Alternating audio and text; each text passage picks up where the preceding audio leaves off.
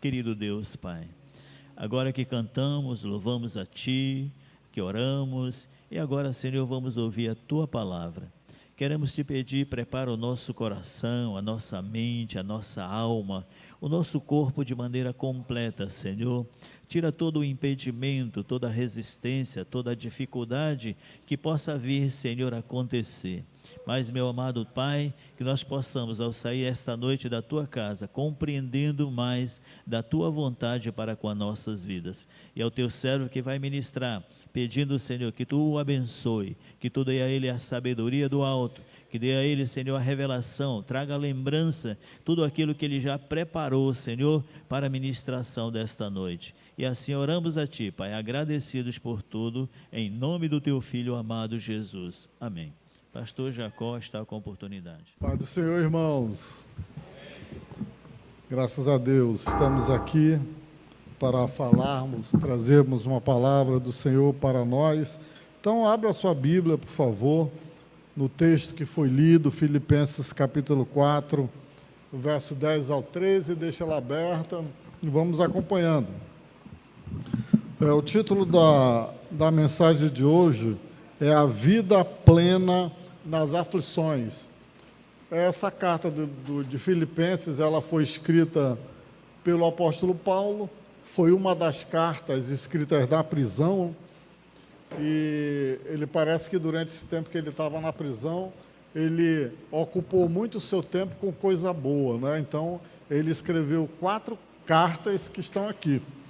Bem, nós vamos falar então do que ele está dizendo sobre ele na prisão e o que ele tem a ensinar e aconselhar àquela igreja que estava na cidade de Filipos, como era que os irmãos eles deveriam se conduzir.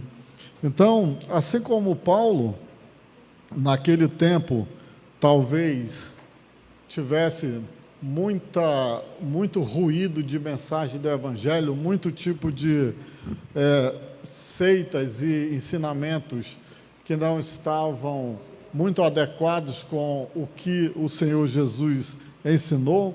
Nos dias de hoje também, nós vivemos um Evangelho que não é um Evangelho que a gente encontra na Bíblia, é um Evangelho, como diz aqui o nosso estudo, artificial. Ele é um Evangelho quase que como de conveniência. Eu não sei se os irmãos são daquele tempo que tinham uma caixinha cheia de versículos bíblicos, mas só tinha versículo bíblico bom. Não encontravam nenhum assim condenando a pessoa, né? Você daí tirava. Então, se é para tirar, tem que ter a Bíblia toda ali, o camarada mete a mão. Mas, no dia de hoje, é um evangelho de facilidade. Pouco se fala sobre um evangelho de sofrimento e sobre um evangelho de santificação. Então, nós temos que entender, irmãos, que nós vivemos em tempos difíceis. Coloca aqui. Aqui. Obrigado. O estudo de hoje, ele nos mostra que nós vivemos em tempos difíceis e que nós precisamos recuperar a simplicidade do Evangelho para vivermos esse tempo. O Evangelho, ele é simples, não tem dificuldade, é só cumprir aquilo que ele está dizendo. E aqui, ainda na introdução, Jesus disse assim, para que nós tivéssemos bom ânimo, não é isso que está aí? Quem tem o estudo aí? Mateus, Jesus está dizendo aí na introdução, tende bom ânimo. Tende bom ânimo para viver nos dias difíceis. Eu venci o mundo. Irmãos, essa palavra, ela é muito atual para nós. Eu pediria aí a alguém que tem uma Bíblia, que não está exatamente na versão da Bíblia do Jubileu. Tem alguma outra versão? Tem alguém aqui que não tem a Bíblia do Jubileu? Que tem numa outra versão? Mas assim, uma versão que não seja a Bíblia do Jubileu, que é a versão revista e corrigida, nós temos uma palavra que talvez seja a melhor tradução para tende bom ânimo, tende coragem. Então, o que Jesus falou bem assim, olha, eu venci o mundo, tende bom ânimo, eu venci o mundo. Então, é como se Jesus estivesse dizendo, tenham coragem, eu venci o mundo. Então, o crente, assim como nos dias de Paulo, ele tinha que ter muita coragem, muita determinação. Não podia ser alguém medroso para enfrentar aqueles dias. Hoje, é como se Jesus estivesse dizendo para nós, vocês estão vivendo em tempos difíceis, tenham coragem, eu venci o mundo. Então, eu queria que você olhasse para o seu irmão, bem na cara dele, e diga assim, tenha coragem, meu irmão, para viver esses tempos difíceis. Irmãos, por aqui, a gente, olha, eu falei ontem, domingo na ceia, esses verbos, todos eles estão no modo imperativo do presente ativo. Mas, pastor, de novo, o que é isso, irmãos? Os verbos, eles falam muito com a gente. Jesus está dizendo, tenham coragem. Ele não está dizendo, olha, era para vocês terem tido coragem ontem, ou para vocês terem coragem amanhã. Ele está dizendo, ei, é para ter coragem para lutar hoje, porque é hoje que você está vivo, é hoje que você tem que tomar as decisões, é hoje que você enfrenta os desafios. Não vá pensar no futuro, o ontem já passou. Jesus, ele tinha a chave da realidade, ele estava dizendo para os discípulos na frente dele, ei, tenham coragem. Irmãos, isso nos faz nos lembrar, Deus falando para Josué, antes de enfrentar Jericó, tem coragem, tem muita coragem, muito bom ânimo. Olha, Deus falando, Deus que é Jeová, e Jeová que se encarnou, que é Jesus, repetindo a mesma palavra para nós, tenham coragem. Irmãos, a gente não pode tremer. Então, o crente, nós estamos vivendo em dias difíceis, nós vamos sucumbir à primeira batalha, vamos morrer antes de batalhar. Paulo estava dizendo lá na prisão, olha, eu estou aqui algemado e preso, mas eu estou lutando e estou firme na fé. Que testemunho! Eu acho que ele estava dando um tapa com luva de pelica, ele dizendo assim, olha, eu estou preso, eu estou dando exemplo aqui, e eu estou velho e doente, vocês estão livres, jovens e soltos, e vocês não estão tendo noção da realidade. Vá.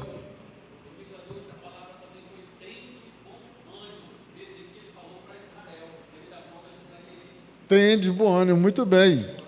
Então, irmãos, a Bíblia nos ensina que o crente em Jesus pode sofrer. Então, esse evangelho xarope de dizer que o crente não vai sofrer, aceite Jesus que acabaram os sofrimentos, eu diria, agora que começou. No mundo tereis aflições, mas tenha coragem, eu venci. Sabe por que Jesus venceu? Porque ele foi corajoso, irmãos. E tem mais uma outra coisa aqui. Quando Jesus disse isso para os discípulos, para eles terem coragem, isso daí só é possível por causa do Espírito Santo. E depois de 40 dias que Jesus falou isso para os discípulos, eles foram batizados com o Espírito Santo e ficaram cheios do poder de Deus. Agora eles tinham coragem. Então eu vou dizer uma coisa para você, não queira enfrentar esse mundo hostil sem ter o poder de Deus, a presença do Espírito Santo na sua vida. Por isso que o Espírito Santo ele é força, ele dá poder e ele dá coragem. Na hora da batalha, meu irmão, se tombou não sei quantos, se a desgraça caiu na tua família como caiu na família de Jó, fique cheio de Deus e glorifique ao Senhor. Esse mesmo Paulo que está ensinando aqui a gente, depois dele ter publicamente sido açoitado com Silas, ficado com a costa no bagaço, ter sido colocado na masmorra, lá embaixo no subterrâneo, com os pés e mãos atracados na parede, como se ele tivesse condição física de fugir depois de estar todo arrebentado na costa.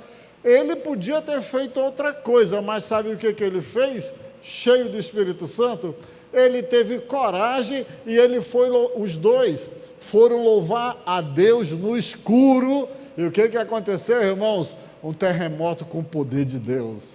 Sabe qual é o problema? É que às vezes a gente, quando passa por uma tribulação, que a nossa costa fica arrebentada, a gente não tem nem coragem de orar. Aí que a gente tem que orar mais, porque aí que o Espírito Santo vai se fazer presente na nossa vida. Então, sofrimento vamos ter, vamos passar por tribulação, muita coisa ruim, mas temos que ter força e fé no Senhor. Veremos que o servo de Deus pode desfrutar de uma vida cristã abundante em meio dos sofrimentos. Vamos ter sofrimento, mas vamos desfrutar da presença de Jesus na nossa vida. Irmãos, Daniel foi jogado na cova dos leões, já velho, mas ele desfrutou da presença dos anjos. Ele disse: os anjos do Senhor fecharam a boca do leão. São nas provações que nós temos a oportunidade de ver Deus se manifestar poderosamente na nossa vida. Me parece que tem um aqui na minha frente que experimentou isso, né? Mas vamos lá, vivendo as aflições da vida. Então, não é nem preciso dizer que esse homem Paulo experimentou prisões. Quando ele experimentou sofrimentos, ele era o perseguidor da igreja, e de perseguidor ele passou a ser perseguido. E Deus falou para Ananias: eu te mostrarei o quanto ele deve padecer pelo meu nome. Jesus transformou o perseguidor em perseguido. O homem perseguia os cristãos e agora se torna perseguido. Aquele que os afligia, agora é afligido. O que consentia na morte dos outros, agora tem a sua morte consentida. E olha o que o Senhor falou para Paulo: duro é recalcitrar contra os aguilhões. Atos 9:5. Alguém aqui sabe dizer o que significa a palavra recalcitrar? Poxa, pastor Saraiva, os seus cabelos aí, Deus abençoe. E aguilhão? Alguém já ouviu falar em aguilhão de boi? É uma vara comprida. O aguilhão de boi é uma vara comprida com uma ponta de ferro bem fina na extremidade da vara, para cutucar o boi e ele ir para o lugar que o boiadeiro está mandando. Então, aquilo ali, agora imagina assim, nós que temos a nossa mão de carne. Já pensou, pastor Manel? O cara botar assim uma ponta de ferro e a gente ficar batendo. Aí quem é que vai sentir mais dor, o ferro ou a nossa mão? O que vocês acham?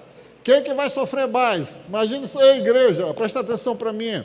Olha o que Deus está dizendo para Paulo. Imagina uma vara com uma ponta de ferro bem forte, bem fina e dura. Se eu pegar minha mão e bater com vontade, eu tiver com raiva daquela ponta de ferro e começar a socar aquela ponta de ferro, quem é que vai ter mais prejuízo? É a minha mão ou a ponta de ferro? O que Deus estava falando para Paulo com essa frase é assim: Paulo, não adianta tu lutar comigo. É muito poder para te enfrentar. Não resiste não, porque tu vai te acabar. Irmãos, essa palavra, ela é para nós. Nós não podemos resistir à vontade de Deus. Nós temos que resistir à maldade. Nós temos que resistir o diabo. Resistir o diabo e ele fugirá de vós. Mas as aflições, Paulo passou por elas porque Deus assim permitiu. A igreja está passando por tribulação, ou vai passar, porque Jesus disse que nós vamos passar. Não queira fugir dos tempos difíceis, não queira fugir das tribulações, porque elas nos trarão amadurecimento espiritual. Não é?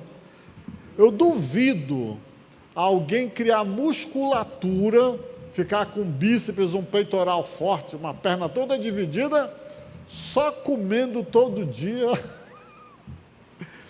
Né? Duvido se fica. Agora vá para uma academia. Passe lá 3 horas por dia, durante 2 anos, e você vai verificar se o seu corpo não muda. As tribulações da vida, elas são a nossa academia espiritual, irmãos, para nós amadurecermos. Não é isso, pastor Paulo? Aí o camarada quer ficar maduro na fé, quer ter experiência com Deus, mas não quer passar pelo processo de Deus. Me prove os grandes homens da Bíblia que não passaram por tribulação, de todas as sortes. E aqui a gente tem um. Eu vou elencar rapidamente aqui alguns sofrimentos, ou aflições, ou tribulações que Paulo passou, que não necessariamente está aqui nessa leitura somente do livro de Filipenses, mas tinha que ter uma coletânea do que ele mesmo falou dele e do que Lucas falou sobre ele. Então vamos lá, Atos 14, 22. Ele enfrentou muitas tribulações ao servir a Deus. Atos 17, 16. Foi afligido no espírito por causa do pecado dominante na sociedade. Segundo a Coríntios, capítulo 2, verso 4, ele derramou muitas lágrimas. Segundo Coríntios 2, 1 a 3. Angústia de espírito por causa do pecado tolerado dentro da igreja. Segundo Coríntios 7, 5. Tribulações por fora e por dentro por causa do seu compromisso com a pureza moral e doutrinária da igreja. Segundo Coríntios 11, 25. Sofreu 3 naufrágios e foi apedrejado. Eu pergunto aqui, tem alguém aqui que já sofreu algum naufrágio na vida? Passeando, Paulo sofreu 3 naufrágios pregando o Evangelho. Alguém já foi apedrejado aqui por causa do Evangelho? Levanta a mão. Ninguém? Alguém já foi preso por causa do Evangelho? Não vou nem perguntar da vida pregressa, no caso do Evangelho.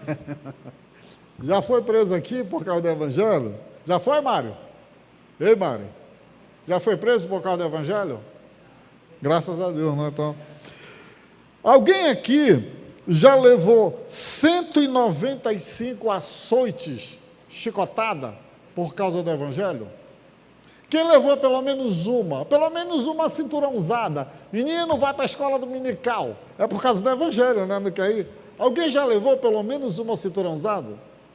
Meu irmão, então pense bem, eu estou na metade aqui das aflições de Paulo.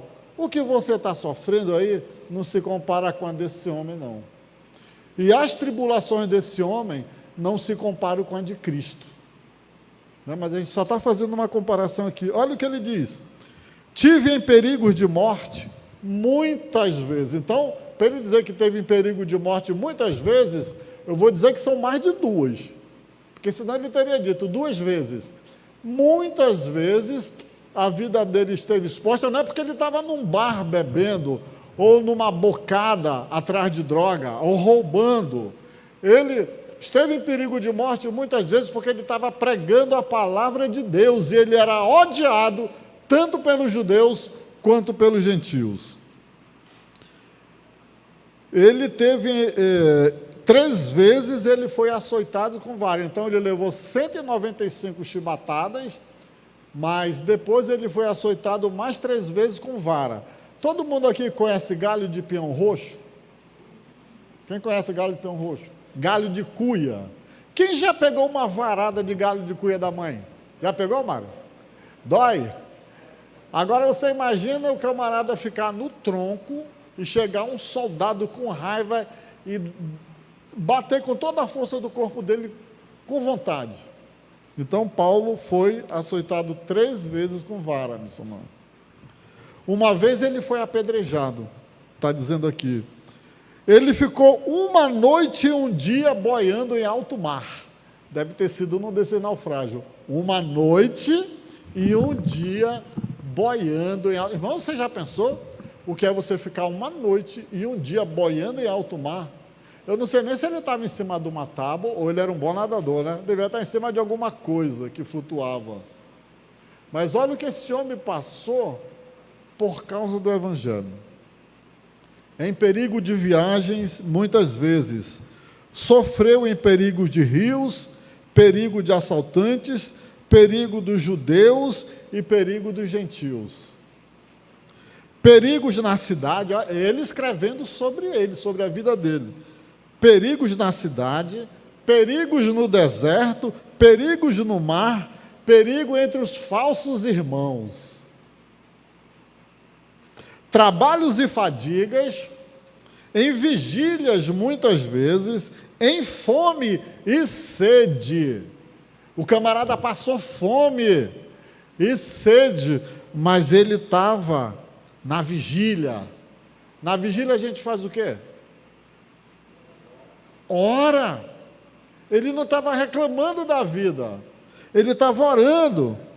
Tem muita gente que diz assim: eu estou com desemprego, está faltando dinheiro. Meu irmão, vai orar, vai para a vigília, vai orar.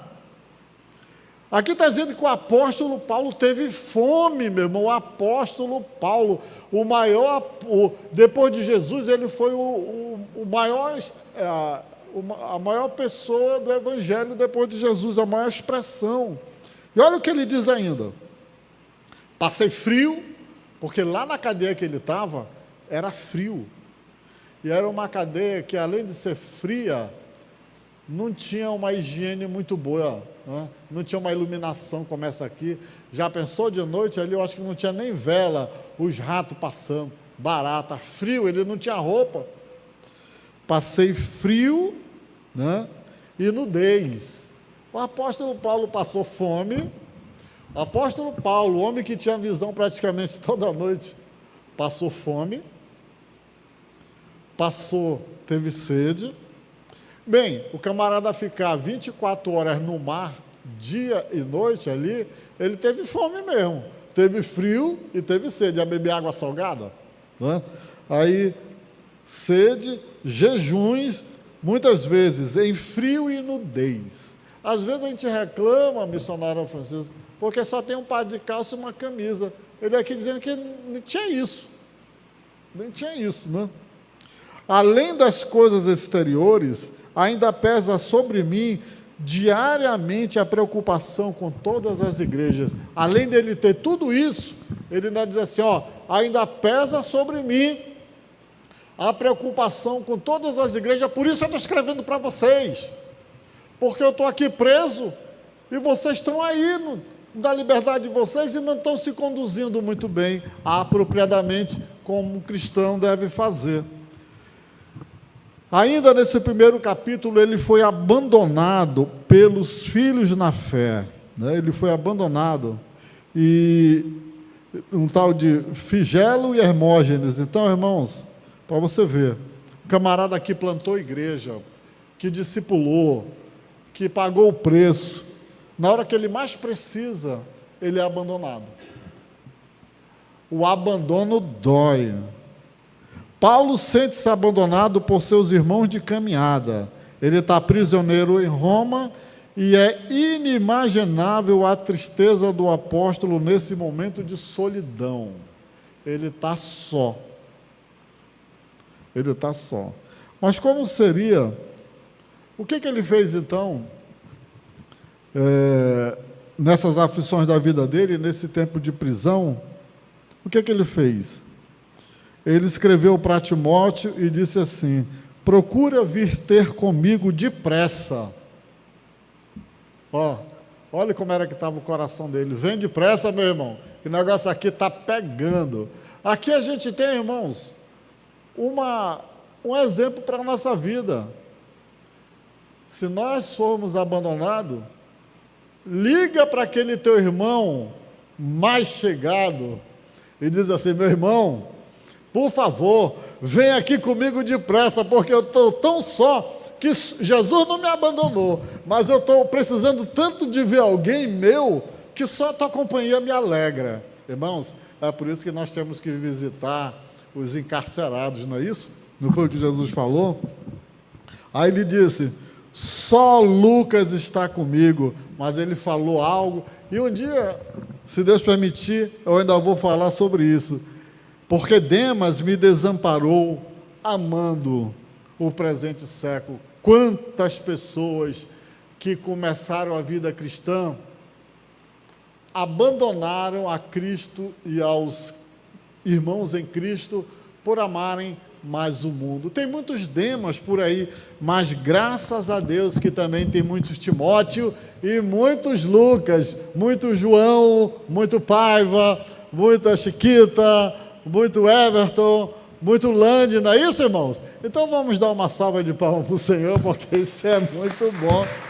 Graças a Deus que tem poucos Demas na igreja, e o pastor Daci ainda botou o nome do filho dele de Demas. Meu Senhor.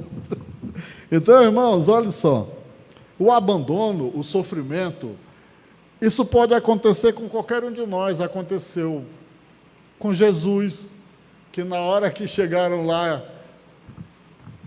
para prendê-lo, os discípulos sumiram. Na hora da crucificação, somente as mulheres estavam lá. Parece que as mulheres têm mais coragem do que os homens, né? Pelo menos elas estavam lá. E os discípulos, ó, missionária, fugiram. Então, onde é que está a sua esperança, meu irmão? A esperança de Paulo estava firme em Cristo. Mas onde é que está a sua esperança e em quem você confia, em quem você busca socorro? Para muitos, a solução está no presidente, mas presidente é homem, né? Para muitos, a esperança está no governador, no prefeito. Irmãos, a nossa esperança ela tem que estar em Cristo, porque presidente morre, governador morre, prefeito morre, mas Cristo é vivo, Ele é incriado, Ele é da eternidade passada, ninguém sabe o começo nem o fim, Ele não tem começo nem o fim, Ele é o alfa e o ômega, e Ele disse que estaria conosco todos os dias.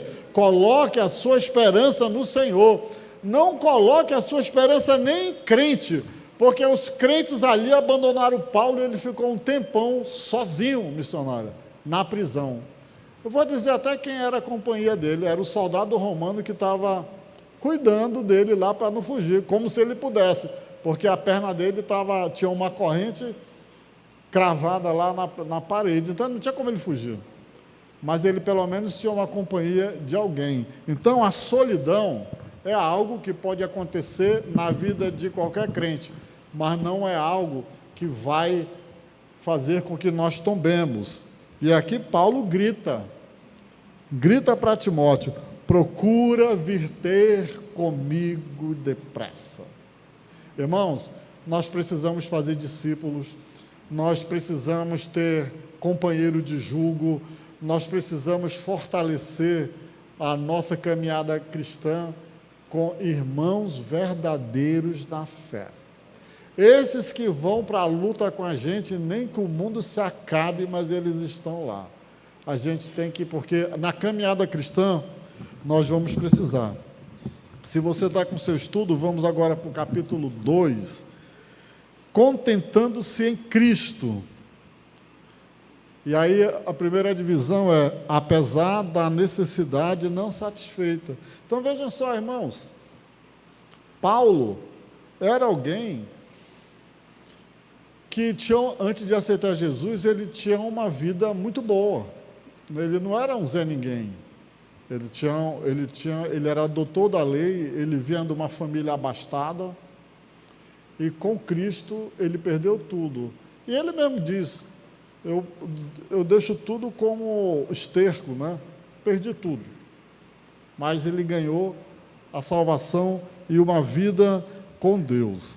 Então, ele disse que ele aprendeu a viver com abundância e escassez.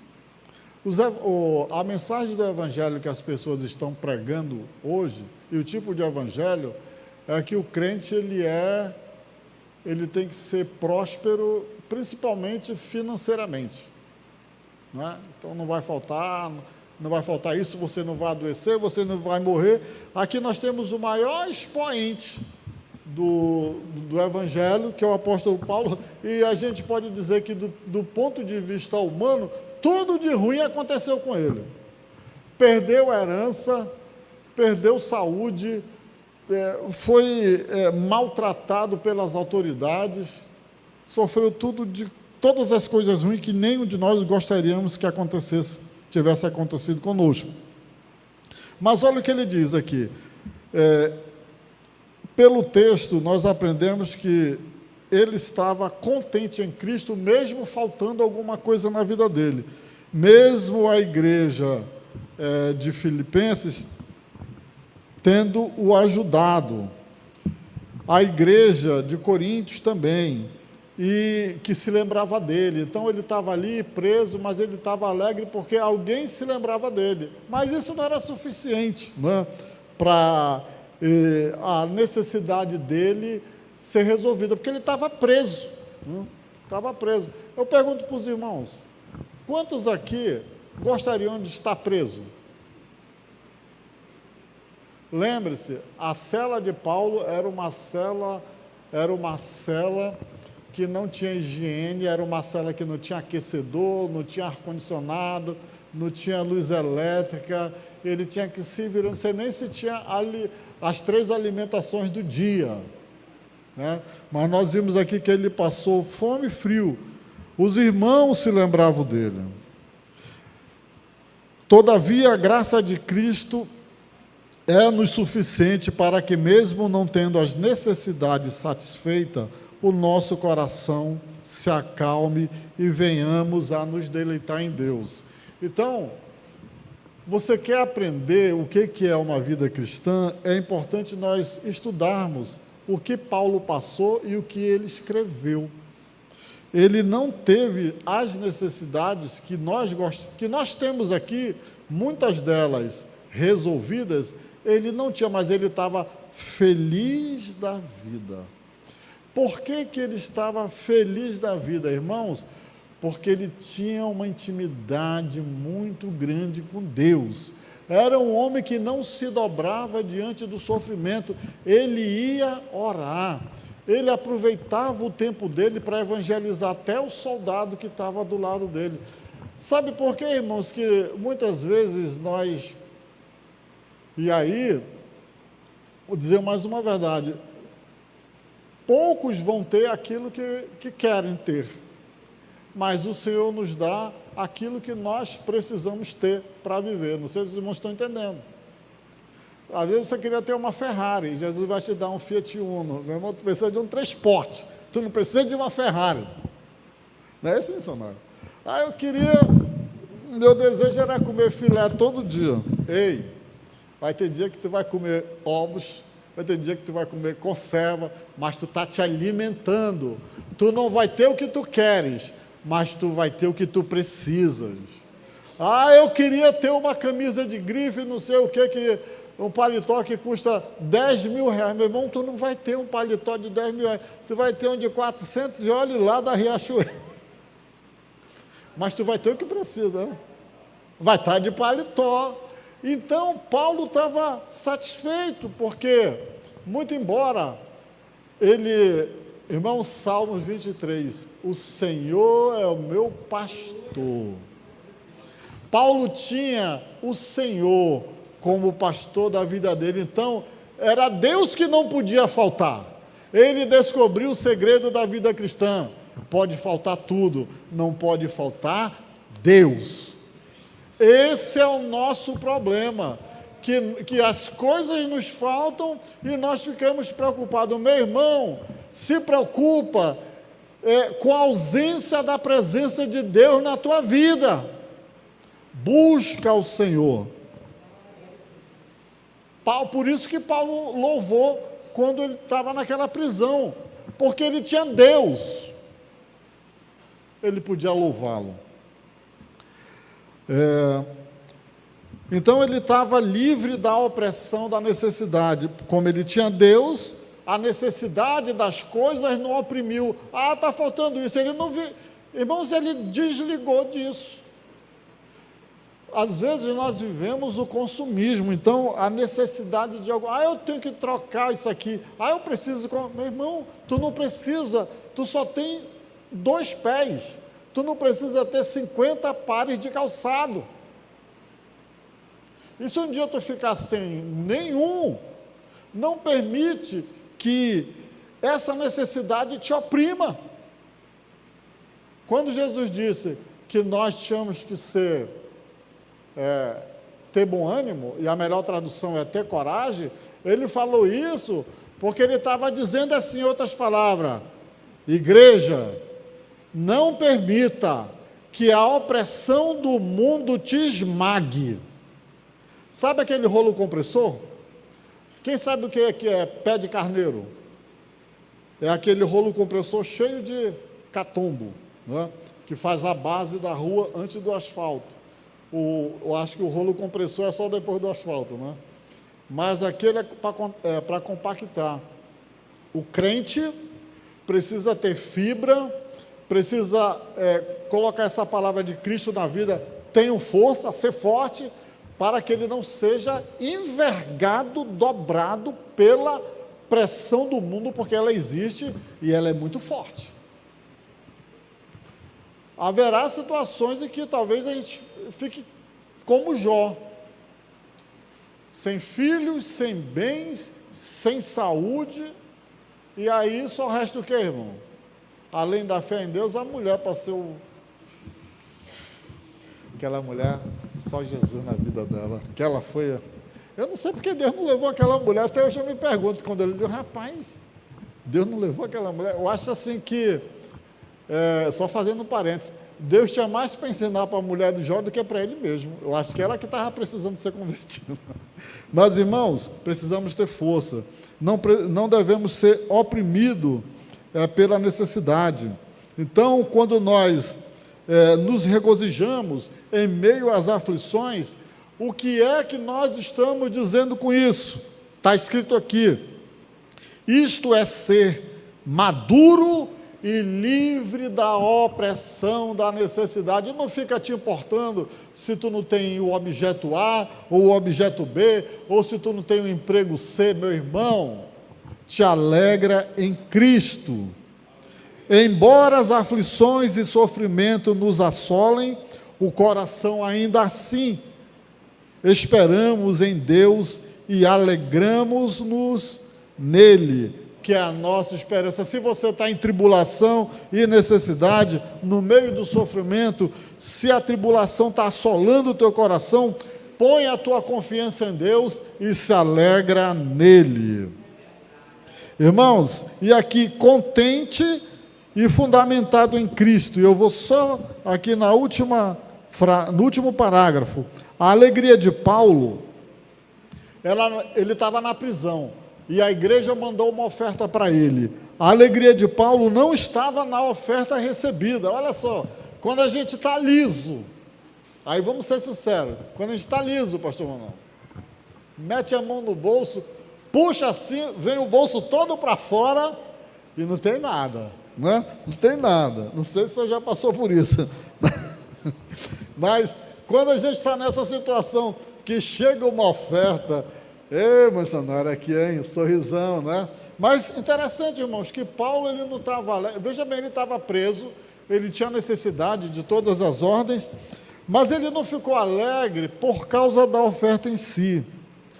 Ele ficou alegre pela maturidade da igreja de Filipe, que entendeu, estava maduro o suficiente para olhar para a necessidade do pastor, para olhar para a necessidade do irmão. Ele ficou feliz porque ele disse, poxa, o que eu ensinei valeu. O que eu ensinei valeu. Esse pessoal aí está convertido e está maduro na fé. E aí vem uma lição para nós. Nós precisamos crescer. Nós precisamos a amadurecer. A igreja precisa crescer, a igreja precisa amadurecer. Mas como é que a igreja vai crescer? Como é que a igreja vai amadurecer se só tem crente mimimizeiro? Do mimimi. Sabe a história do avião lá, do menino? Crente daquele jeito, birrento, que chora. Meu irmão, tem que ser forte, tem que ter força. Deus falou para Josué, ser forte e corajoso. Jesus, o Deus encarnado, falou para os discípulos, quando ele já estava indo, tenham força, eu venci o mundo. Falar do Josué, eu gosto de me lembrar disso. Na noite antes dele começar a luta de rodear a cidade de Jericó, o texto diz que ele saiu, se afastou um pouco. Imagino que ele não conseguiu dormir, que ele estava pensando na missão do outro dia, e a cabeça dele devia estar. Ele sai. Quando ele se depara, ele sai assim, eu acho que para um lugar solitário, porque estava só ele. Aí ele encontra uma figura alta, com uma espada nua. Uma espada nua é uma espada na mão desembainhada. Ele só fez uma pergunta: tu és do nosso ou dos dele? Se ele dissesse, se o anjo disse que era príncipe do exército do Senhor, né? Se ele dissesse que ele não era do dele, que era do outro, ele disse, eu sei que eu vou morrer, mas eu vou lutar, né? Então, irmãos, quando a gente está no meio de uma luta, de uma grande decisão, de uma grande luta que nós vamos enfrentar, e o nosso coração, ele não cabe dentro da gente, e a gente sai para orar. Quem sabe o Senhor nos dá uma graça para a gente, da gente encontrá-lo ali e receber uma palavra. Mas nem sempre acontecerá isso. Mas aqui na vida de Paulo, ele era um homem que orava e tinha experiência com Deus, e as coisas aconteciam, porque a vida dele era intimamente relacionada com Deus.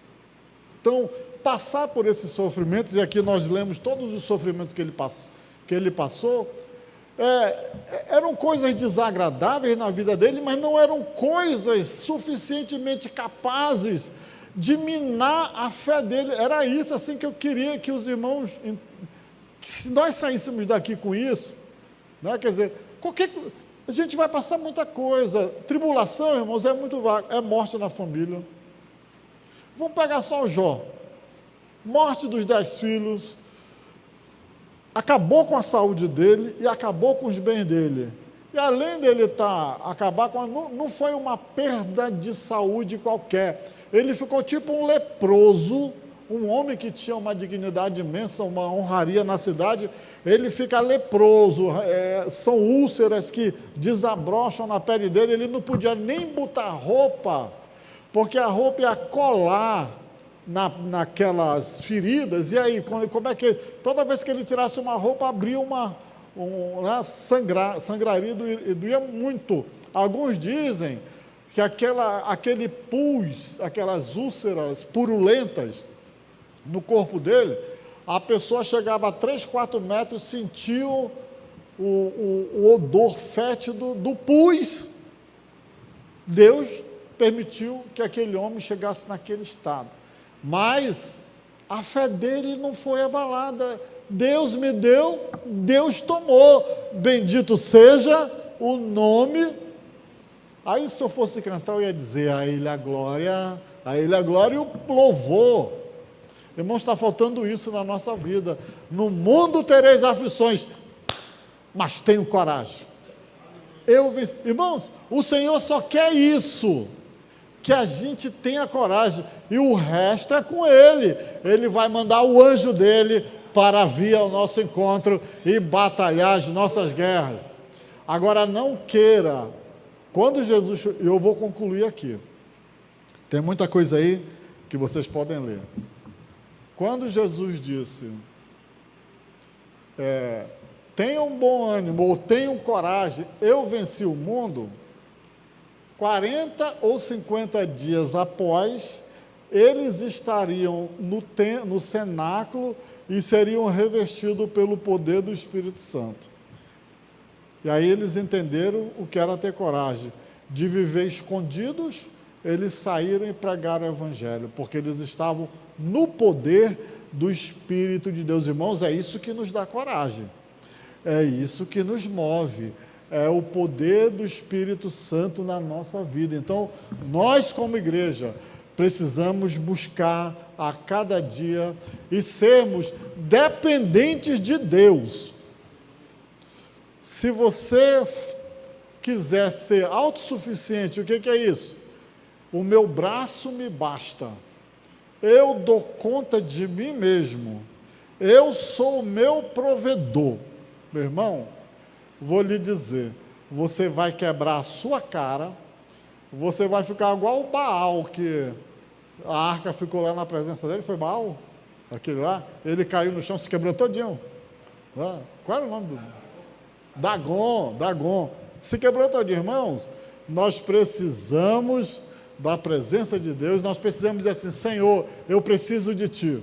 Senhor, eu preciso de Ti a cada dia. Senhor, sem Ti eu não posso fazer nada. Senhor, até para eu dormir, eu não sei se eu vou me levantar. Eu preciso de Ti. Senhor, eu estou passando por uma tribulação muito grande que eu não sei nem por onde começar. Eu preciso de Ti. Me dá força, me dá direção. Meu irmão, aí a coisa vai. Estamos fazendo a coisa certa. Então, missionária, a senhora permite fazer uma oração? Pastor Jean, por favor. O senhor que pregou ontem, domingo, sobre não temas, tenha bom ânimo.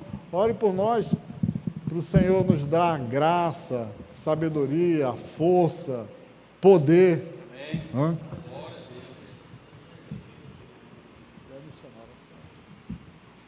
Fica de pé, irmãos, vamos orar então. Pedir do Senhor essa graça para nossas vidas. Precisamos todos os dias ser renovados pelo Espírito Santo. Pai, obrigado, Jesus, pela Tua palavra que nessa noite foi ministrada. Continua despertando cada um de nós, a Tua igreja, a Tua noiva, porque bem sabemos o cuidado que o Senhor tem tido para com cada um de nós. Ensina-nos nos momentos de lutas, de tempestades, Senhor, diante das desavenças que o mundo tem feito aí, Senhor, nos guarda, nos protege, nos fortalece. Senhor, nos enche da Tua graça e do Teu amor, para que permaneçamos fiéis a Ti até que Cristo Jesus venha buscar a sua noiva, Pai. Por isso, encoraja cada um de nós nos momentos de aflições que porventura estejamos passando. Tu és o nosso socorro e a Tua palavra tem dito que até aqui o Senhor tem nos ajudado. Por isso, fortalece a Tua igreja, viva a nossa fé, guarda-nos e nos protege, Senhor, nessa caminhada, porque grandes coisas o Senhor ainda há de fazer por nós. Por isso, nós Te pedimos e oramos em nome de Jesus. Amém.